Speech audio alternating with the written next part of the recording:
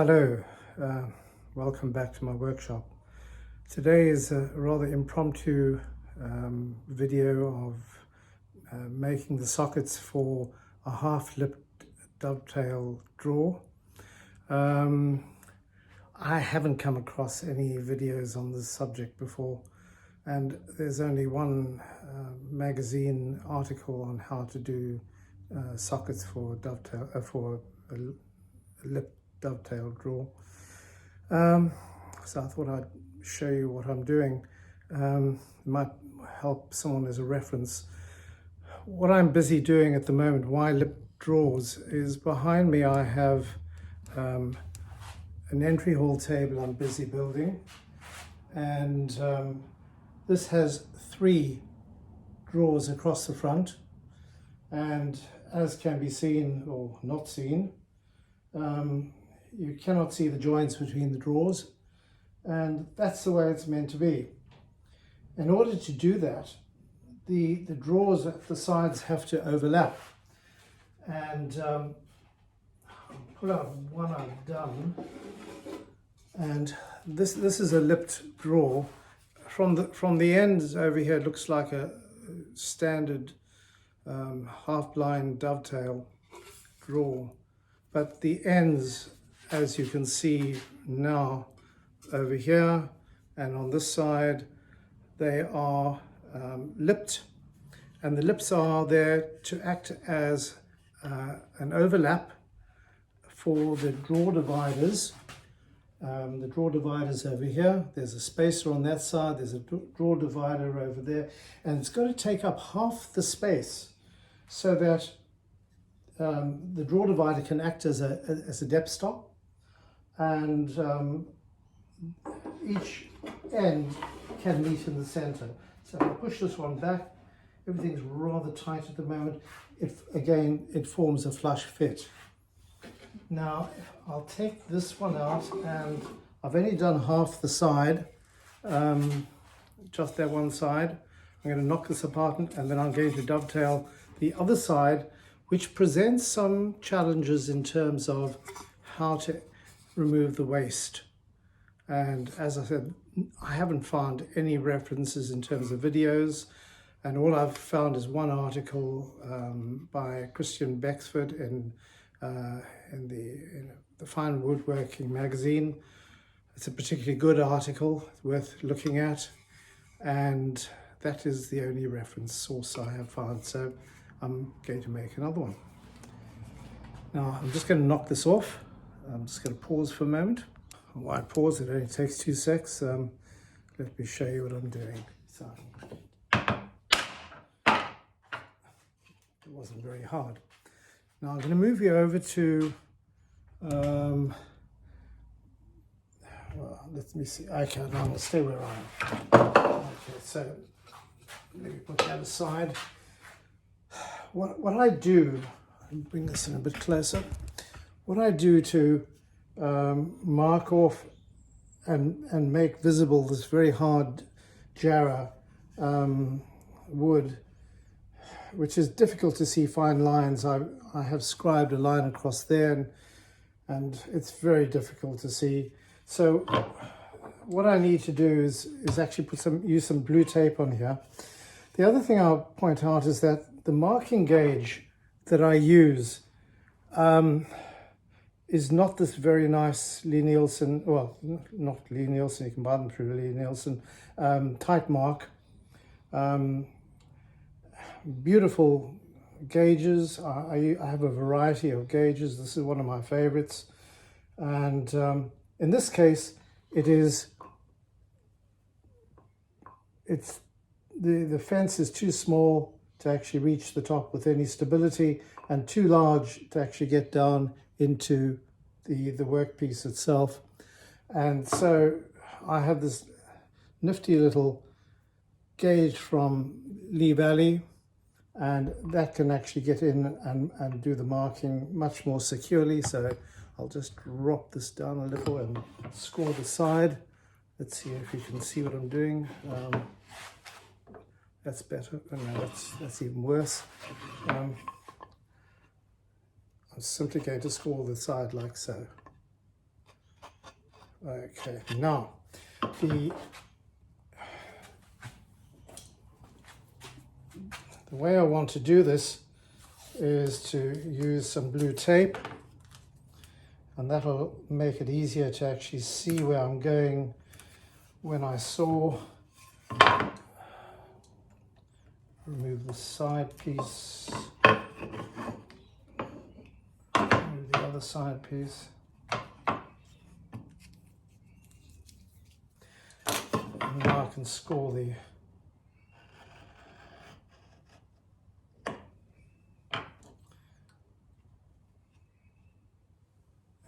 there we go. Now I have a baseline that is nice and easy to see. The next thing I'm going to do, I will do it back at my Moxon vise. Let's see if we can get a bit further back. Okay, so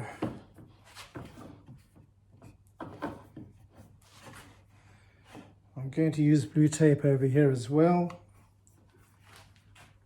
This time I'm going to stretch it across the top like so.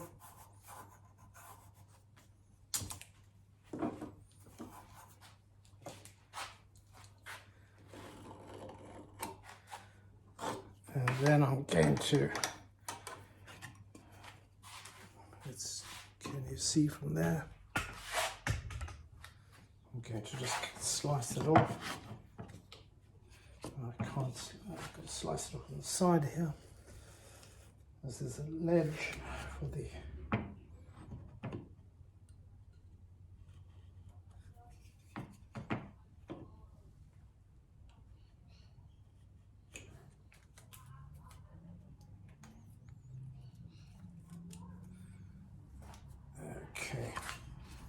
that gives me blue tape, which makes it much easier to see where I'm going.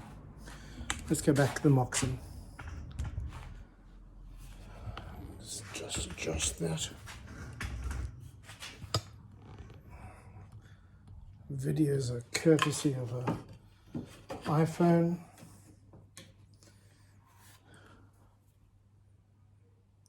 Oh, you can see that, that's not too bad. Okay, so you just turn this around. I've got to transfer the marks from the tailboard. Now, I've already cut the tailboard.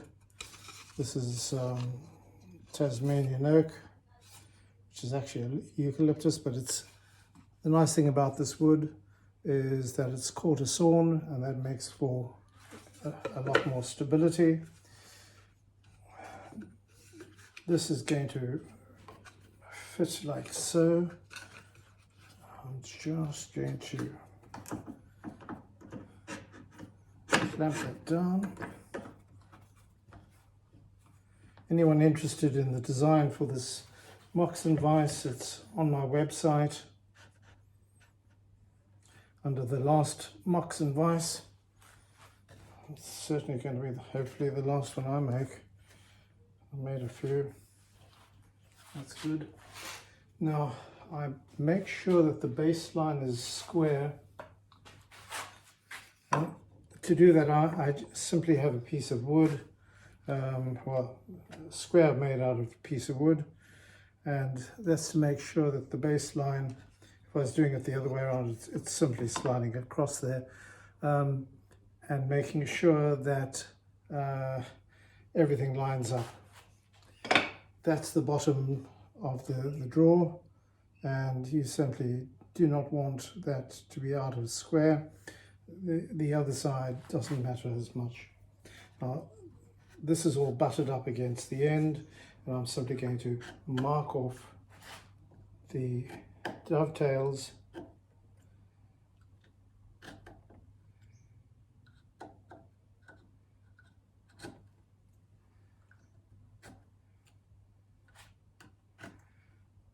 Good thing about blue tape is that you really don't need to keep over scoring everything. I'm doing this just because I don't want to screw up on the camera. Take that off. Don't need that anymore. This is the drawer side that we're going to use. I can now turn this around.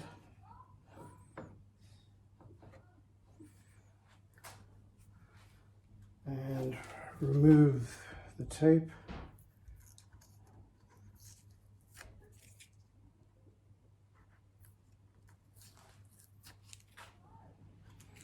One of the things I like about making videos like this, it's all real time. You can gauge just how long it actually takes to do all this.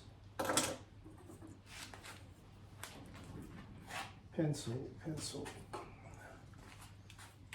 Okay, do my verticals.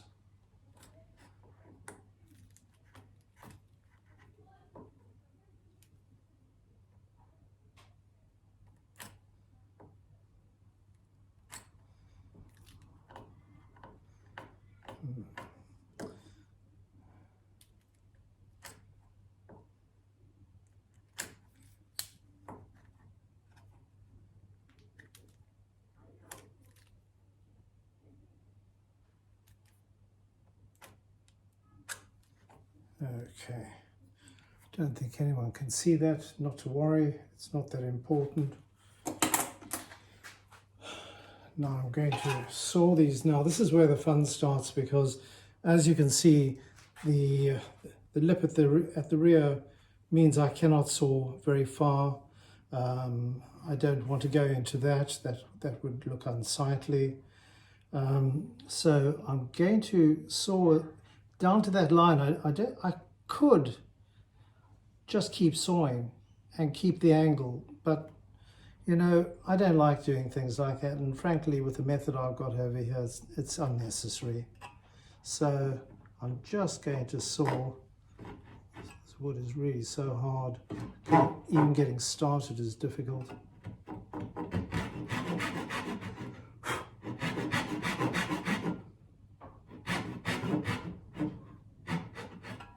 Okay, so I've sawn right down to the line. I'm going to do the same on this side.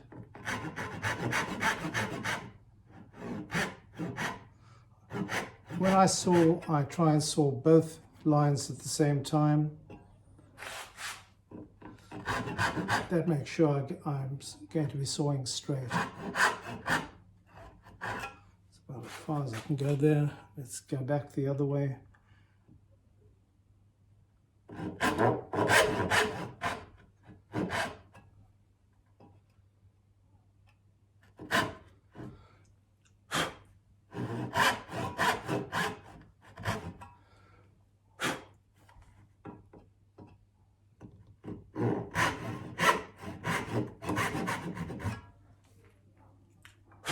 And that's about as much sawing as I can do, which is not very much. Let me see if I can bring you in a bit closer. Yeah, no, it's not going to work very well on a tripod, but hopefully you can see some of that.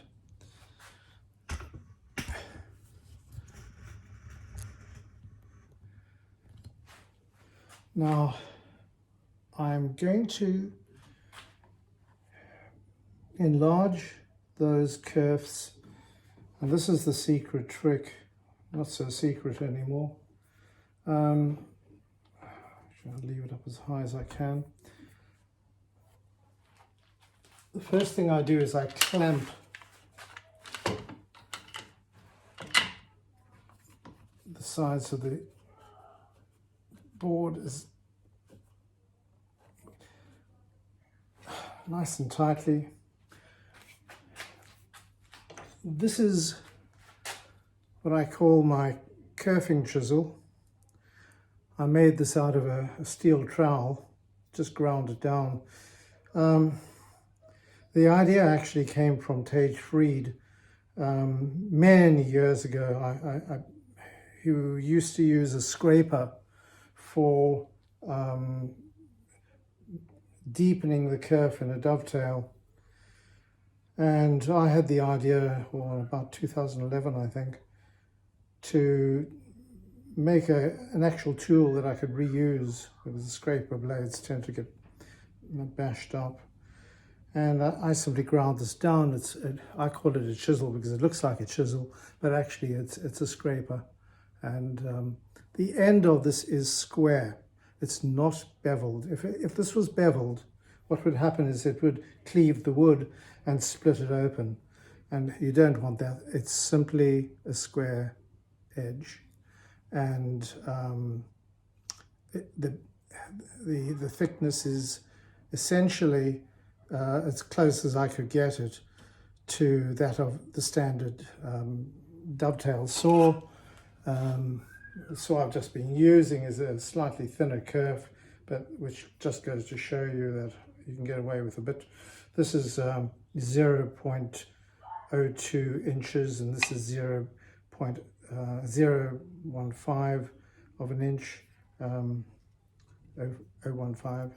So it's a thin kerf saw. This is by Winslow and Sons. I don't think that Mike is making these saws any longer. This is an absolutely beautiful saw. This one is 20 teeth per inch, and for fine work like this, it's one of my go-to saws. Lovely saw. So what am I going to do with this, and why is this all clamped up? It's clamped up because as I pound down on this, the last thing I want to see is the board splitting open. As you appreciate, this is all matched drawer fronts. They're irreplaceable. If I make one error, I have to start all over again. So I go down into the kerf, down to the bottom. And at that point, well, I can go down a bit further.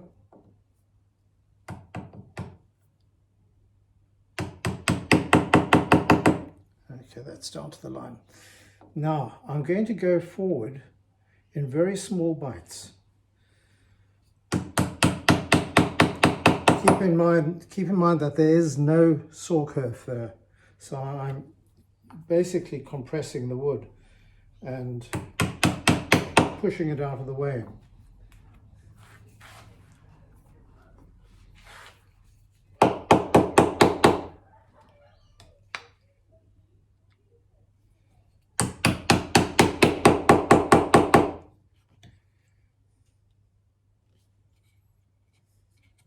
And I'll go right up to the edge.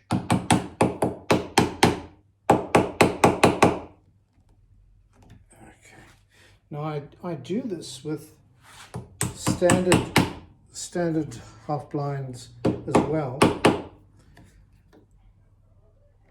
which is why I thought of using it over here.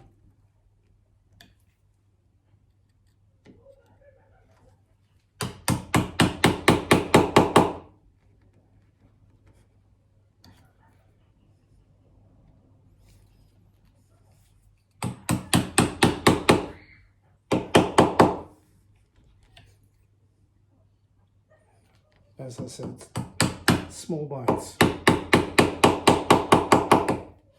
but it goes quite quickly.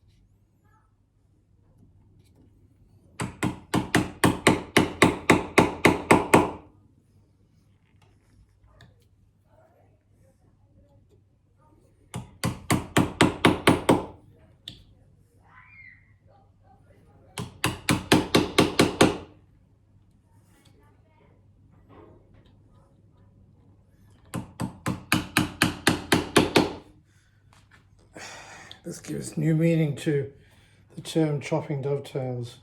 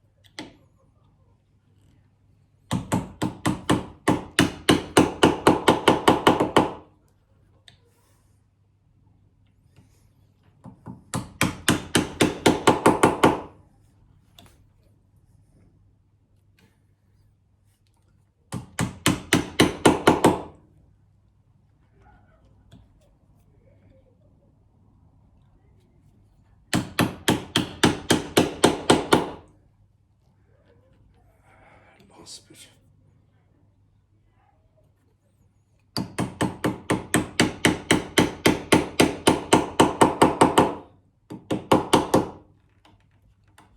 Okay, done.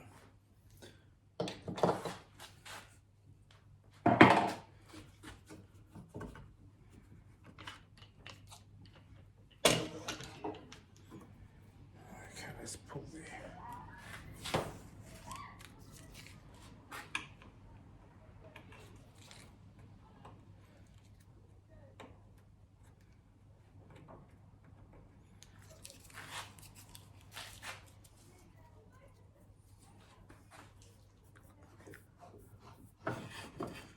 Okay, let's have a look at that. Can we see that? Okay, so those are the sockets marked out. And one of the good things about using a kerfing chisel like this is that it creates a release cut all the way around, and it makes removal of the waste that much easier. Now, one of the things that I tried to do when I first started doing these is use a router to actually take out most of the waste. And I became rather scared at that point because the router wanted to do a climb cut, and I started losing control, and I decided from there on, when I do something like this, it's just not worth it. It's easier to actually chop it out, and I'm going to demonstrate. It takes me minutes to do, that's all. So let me come over to this little board,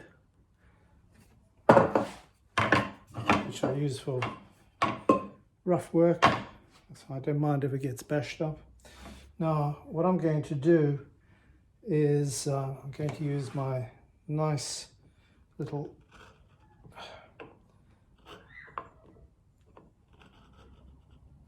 gauge to just deepen those lines, and I'm going to show you a little trick for those who are concerned about going over the line. It's not too dangerous anyway. It's not so vital. One nice thing about half blind dovetails is that you can get away with quite a lot. So I'm going to put that into this holder. Let's see if we can just see what I've just done. Okay, these are 2 doe's feet, or each one's called the doe's foot, and you can see they can move. This one's got non-slip on it, so it doesn't move. But as soon as I locked it in there, and I then clamped down one side, actually I've got a little block over there, that's not going anywhere at all. Now, what I'm going to do is take a nice wide chisel. So if I'm going to fit in there, yes. I'm just going to undercut. That's a bit wide. I'm just going to undercut that, make a chisel wall. which will be invaluable, as you will see.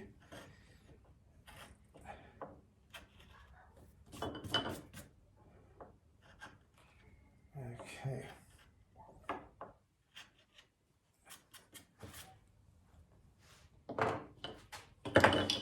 Now I'm going to chop this out. I've got two chisels over here. One's a 1 inch. This is my absolute favorite bench chisel. It's made by Kiyohisa. And this is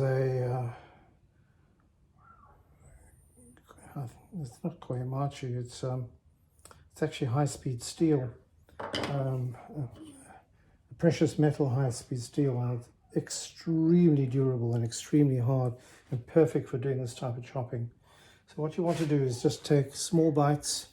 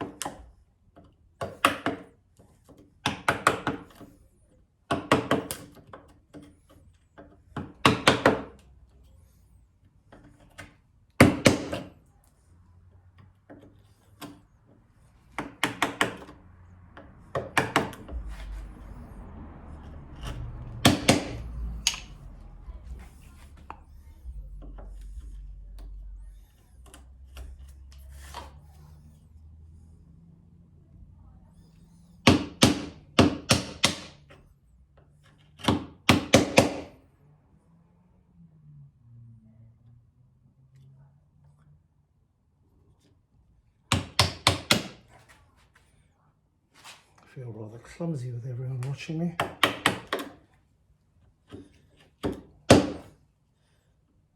Usually goes faster than this.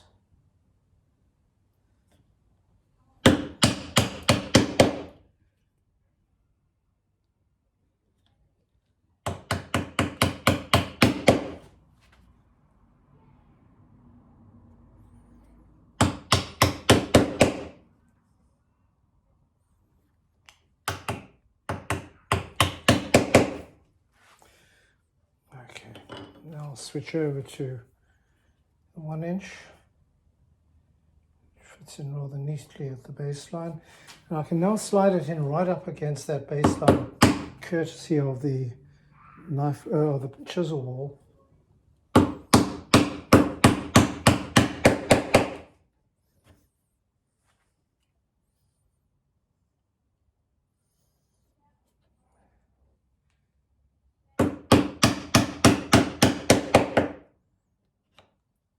Got about 1 millimeter. That's what I'm chopping away.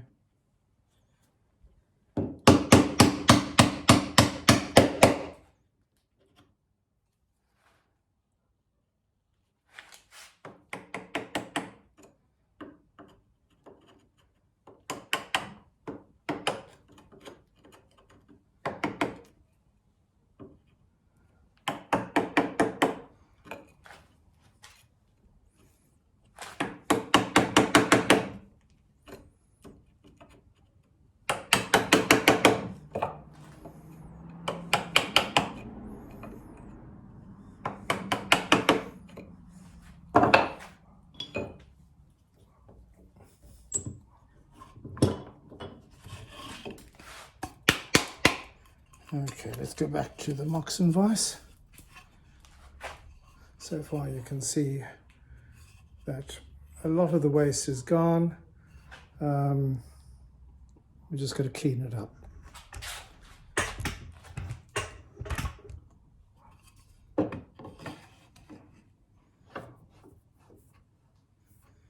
Okay, the tool of choice for this is a fishtail chisel. This one's by Blue Spruce. Beautiful chisel, and gets nice and sharp and allows you to get right into the corners.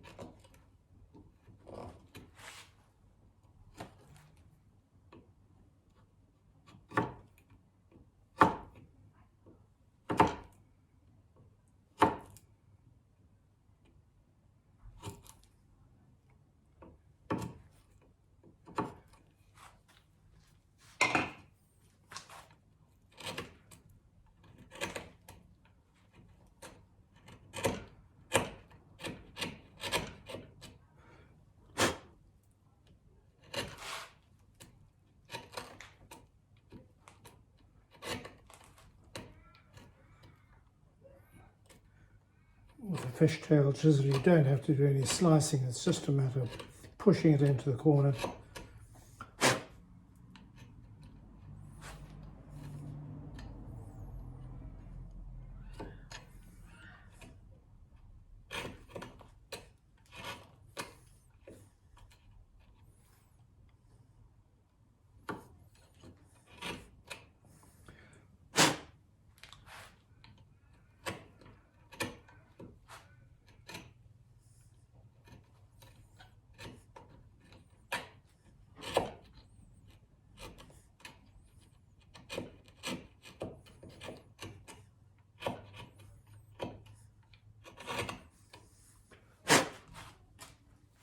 Now I need to check that it's all square. Maybe lift it up a little.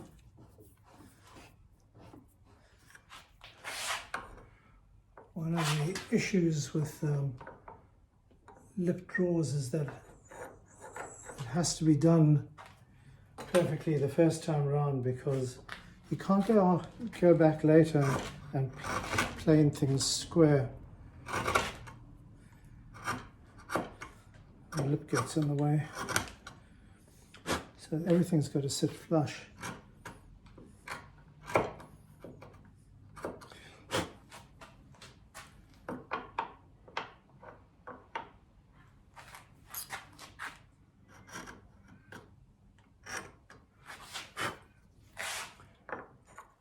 Well, we'll test it out and see what happens.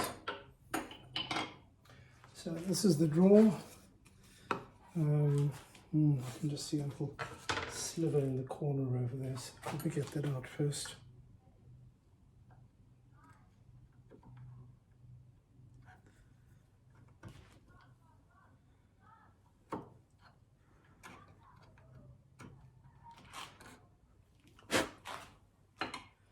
Okay, I'll use that.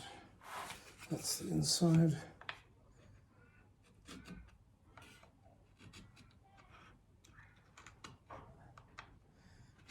Just to prevent breaking out edges.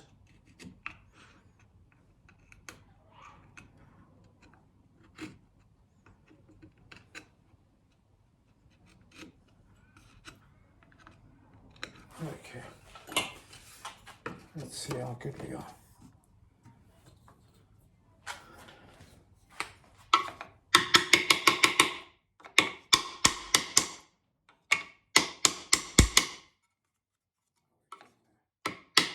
It looks a bit high. Nice fit, but a bit high. Just a smidgen over there. Let's just try it this way.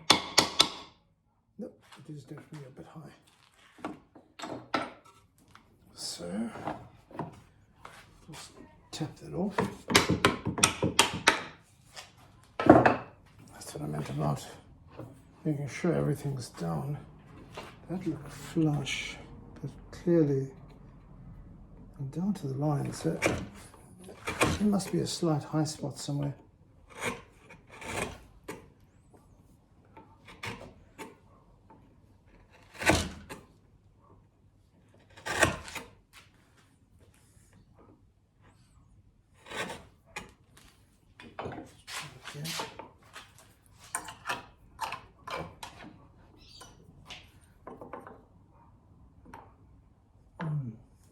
Looks square. Let's make sure it's okay.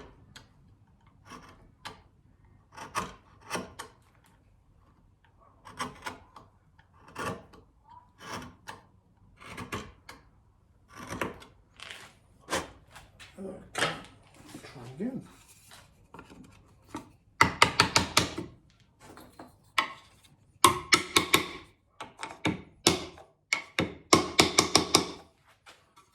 Oh, that is perfectly flush.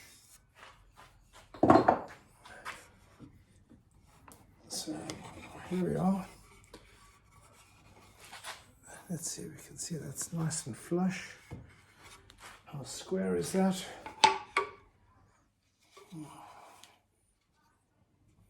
Smidgen off. Just straighten itself. There we go. So that's nice and square.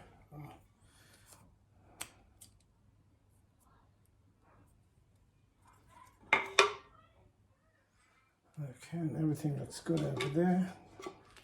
Flush. Okay, I'll put the other side in. Move around again so you can see, follow what I'm doing.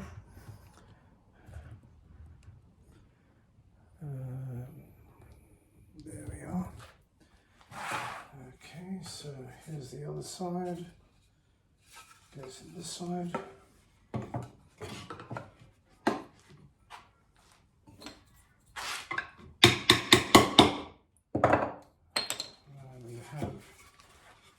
Drawer front like the other one, lipped on the front, on the side, there we go.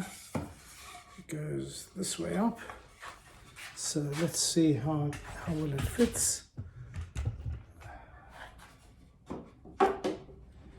Everything should be very tight at the moment. Oh, perfect. How's that? We did quite well. Thank you.